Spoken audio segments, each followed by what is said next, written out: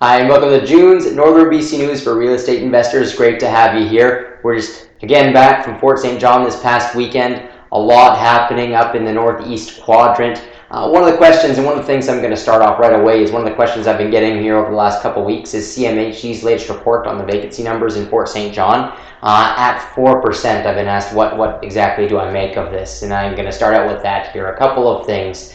Number one, these numbers were taken during what's called the spring breakup period in that region. And what happens is during the period of the spring when there's melting, a lot of the companies that build roads, Shell and Cana, and all these companies that build very expensive roads, they shut down the roads to vehicles over 1 ton in weight. And what that does is it causes temporary layoffs until the roads firm up and they're able to drive over these roads again here. So if you always look in this region, there's always going to be a little bit of an uptick in vacancy during this time. And then number two, my real thought on it here is it's a little bit of the calm before the storm of what's going on in Northeast BC. We've just hit a couple of huge announcements here over the last little bit. And number one, the first thing I'm going to touch base on is the Site C Dam. So Site C Dam is beginning construction in July, in spite of lawsuits that are going to be going on simultaneous to the construction happening.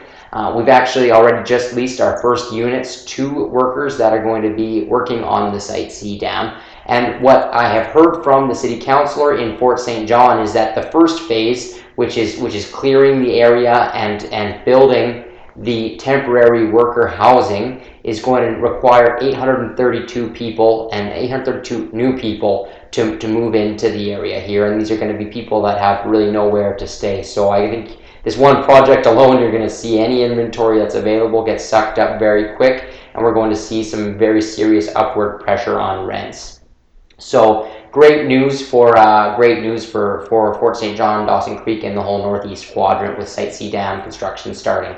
The other bit I'll add to that is that the original plan for the Site C Dam was to build a 2,200 man worker camp. They've gone back and forth with negotiations on the city on what size this camp should be, and they've settled on making it a 1,600 man worker camp. So that's going to be even more people that are going to be in the community as things ramp up. And on top of that, of course, for every one Site C job, you're going to have somewhere in the neighborhood of 2.3 spin-off jobs. So again, this one project alone is going to be a game changer for the region. It's an $8.8 billion project.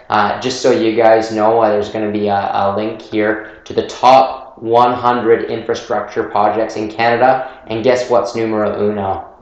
You got it, Site C Dam. So I'm just very excited for this to start up. The other massive piece of news this past month is the final investment decision from Petronas. This is an absolute game changer, not just for the region, but for the entire province. $36 billion represents the largest capital investment in BC's history. This is a huge amount of money, and I believe anybody that's involved in the Northeast is going to look back at this day and just say, wow, that was a lot of money. So $36 billion, if you think the $8.8 billion Site C Dam is the number one infrastructure project in the world, somehow $36 billion manages to make that number not look very big, and that's a very difficult thing to do. So what this is going to do to the region, right now, Petronas, who owns Progress Energy, which is the company that does the drilling in the Northeast, they currently employ about 4,000 people. The project is going to require almost a tripling of the current natural gas production in BC. So it's going to be thousands upon thousands of jobs. Some of these jobs will be in worker camps, but of course there's going to be tons of service jobs, tons of spin-off jobs that are going to be happening, and all of these people are going to need housing. So to have Site C Dam beginning construction right now, and to be able to have Petronas make this final investment decision, just adding huge fuel to the fire, that's why I'm not concerned at all about what last month's CMHC numbers said. It's really the calm before the storm. Another article that I enjoyed this month that I wanted to share with you was one talking about luring over energy companies from Alberta. One of the big problems for these companies in spending the billions of dollars on the projects was a concern that they weren't going to have enough workers, weren't going to have enough labor to be able to do it. And it's a little bit of a blessing in disguise what's happened in Alberta for the nascent energy sector in BC, because they're going to be able to lure a lot of those workers over. For the first time since I can remember, BC is going to be leading the country in GDP growth at just over 3%. It's always been Alberta, so it's great to see a lot of money and a lot of GDP growth coming into the area. Another great piece of news this month was an article from the CEO of AltaGas. AltaGas says that they plan on having their LNG plant in Kitimat up and running by 2018. And what the CEO had to say specifically was that we have nothing that we see at this point that will stop us. It is a lot of work. There are some tight timelines, so it's not a walk in the park, but clearly we think it's achievable. And that was the CEO, David Cornhill of AltaGas. AltaGas is very active in the region, and one piece that's not even really in the news, and I'm going to show you, bring up a picture here right now of a new site that AltaGas has purchased in Fort St. John to build a gas processing plant with also a little bit of an LNG plant attached to it. This plant in particular is going to be big enough that it's going to require tankers to fill LNG every 8 minutes. A tanker is going to roll out of there to drive up to Alaska to be used for power generation in northern communities. So this is a huge piece of news for Fort St. John that's really not out in the public mind yet, but there's just a lot of activity happening in the region.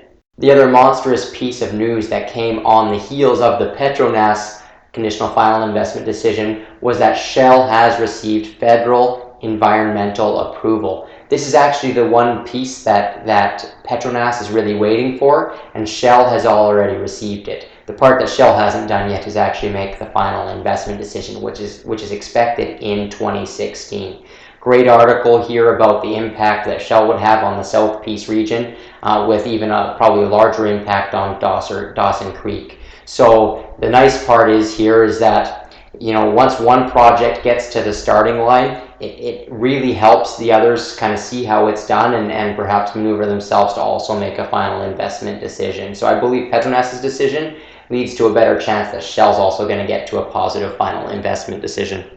So it shouldn't come as any surprise that the mayor of Fort St. John, who does an annual report on what they expect, says that they are poised for exponential growth. The report says with over $68 billion in recent investments, the lowest unemployment in the province, and anticipated exponential growth, we are firing on all cylinders economically. Growth is expected to continue at a faster pace in the decades to come due to these projects. So I believe that we're at the beginning here of something just amazing for Northeast BC. I was waiting over 2 years for the Petronas decision. I was waiting over 2 years for the Site C decision. And with all of these projects here, totaling, as they say, over $60 billion looking at coming into the region in recent announcements, I think it's going to be spectacular for real estate investors. So if you'd like to learn more, please don't hesitate to get in touch with me. Of course, that's what we do. We help people acquire the properties that we build in Northeast BC as investments. So if you'd like to ask any questions or you'd like to attend our next trip, it'll be on July 24th and 25th. Please get in touch. We'd love to have you there. Thanks, guys. Look forward to chatting with you next month.